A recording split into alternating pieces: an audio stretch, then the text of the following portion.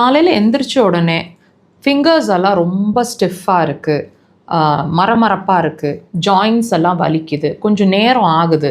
வெயில் மேலே வரும்போது தான் ஃபிங்கர்ஸ் எல்லாம் நார்மல் ஆகிற மாதிரி இருக்குது. அது வரைக்கும் ரொம்ப ஸ்டிஃபாக ஒரு தண்ணி டம்ளர் கூட, ஒரு சொம்பு கூட என்னால் தூக்க முடியல, அவ்வளோ ஸ்டிஃபாக இருக்குன்னு யோசிச்சுட்ருக்கீங்கன்னா இந்த பதிவு முழுசாக பாருங்கள். காலையில் எந்திரிச்ச உடனே தினசரி இந்த ஸ்டிஃப்னஸை ஃபேஸ் பண்ணிகிட்ருக்குறோம். பர்டிகுலராக ரொம்ப வின்டர் டைம்ஸில் அந்த சிரமங்கள் ஜாஸ்தியாக இருக்குது. பட் சம்மர்லேயும் அதை நாங்கள் ஃபேஸ் பண்ணிகிட்ருக்குறோம். இது ஏதாவது வியாதியோட அறிகுறியாக இருக்கக்கூடுமா, இதுக்கு ட்ரீட்மெண்ட்ஸ் எடுக்கணுமா, எல்லாமே இந்த பதிவில் பார்த்து தெரிஞ்சுக்க போகிறீங்க. பொறுமையாக இந்த பதிவை முழுசாக பாருங்கள். இப்போது நாங்கள் சொல்லிகிட்ருக்குறோம் இல்லைங்களா, ஒவ்வொரு சிம்டமுமே ஒரு வியாதியோட அறிகுறி அப்படின்னு சொல்லி. அந்த வகையில் இதுவும் ஏதாவது சிம்டமா? எஸ்.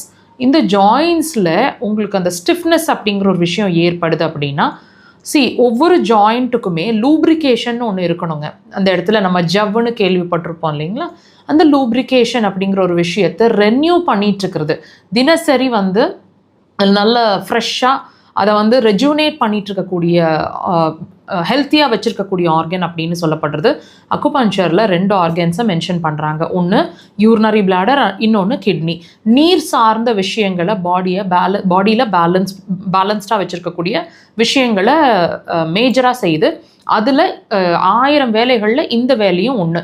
ஸோ உங்களுக்கு முழங்கால் வலி வருது, அதாவது நீ ஜாயின்ஸில் வலி வருது, உடம்பே ஸ்டிஃப் ஆகிடுது, நாங்கள் சொன்ன மாதிரி இந்த ஃபிங்கர் ஜாயின்ஸ் எல்லாம் வலிக்குது, இந்த மாதிரி முதுகு வலிக்குது, இடுப்பு வலிக்குது, இந்த மாதிரி விஷயங்கள் எல்லாத்தையுமே சொல்லிகிட்டு இருக்கக்கூடிய ஆர்கன் உங்களோட யூரினரி பிளாடர், கிட்னி. நான் வீக் ஆகிட்டுருக்கேன் அப்படிங்கிறத உங்களுக்கு கிளியராக புரிகிற மாதிரி எக்ஸ்பிளைன் பண்ணிகிட்ருக்கு. இதை நீங்கள் பார்க்குற விதம் அப்படிங்கிறது, நம்ம என்ன பார்ப்போம், இந்த ஜாயின்ஸில் வலிக்குதுன்னா உடனே இது எலும்பு சம்மந்தமான விஷயமா இருக்கக்கூடுமா, அப்படி தானே நம்ம பார்ப்போம்.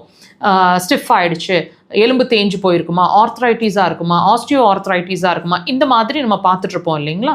கொஞ்சம் அது நீங்கள் நிறைய பேர் ட்ரீட்மெண்ட்ஸ் எடுத்துகிட்டு இருக்கிறவங்களையும் கேளுங்க. டேப்லெட்ஸ் எடுக்கிற வரைக்கும் நல்லா இருக்குன்னு சொல்லுவாங்க.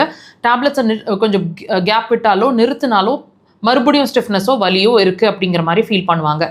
இதுக்கு முக்கியமான ரீசனே நான் சொல்கிற மாதிரி யூரினரி பிளாடர், கிட்னி. இதை நீங்கள் டியூன் பண்ணி தன்னோட எனர்ஜி லெவலை அதோட எனர்ஜி லெவலை நீங்கள் நார்மல் கொண்டு வராத வரைக்கும் திரும்ப இந்த ப்ராப்ளம் பெருசாகிட்டு தான் இருக்கும், அக்ரிவேட் ஆகிட்டு தான் இருக்கும். ஸோ ஒவ்வொரு சிம்டமுமே டெஃபினெட்லி ஒரு விஷயத்தை நமக்கு சொல்லிட்டு தான் இருக்குது. ஸோ அதுக்கான இம்பார்ட்டன்ஸை கொடுத்து அதுக்கான கிளியர் விஷன், அதாவது நம்ம எங்கே தான் ப்ராப்ளம் இருக்குங்கிறத புரிஞ்சுக்கிட்டு ட்ரீட்மெண்ட் எடுத்தோம் அப்படின்னா கண்டிப்பாக சக்ஸஸ் இருக்குங்க. ஆப்ரேஷன்ஸ் இல்லாமல் அக்குபஞ்சரை ட்ரை பண்ணணும்னு நினைக்கிறீங்கன்னா தாராளமாக வித்தின் அ வீக் ஆர் 2 உங்களுக்கு டிஃப்ரென்ஸ்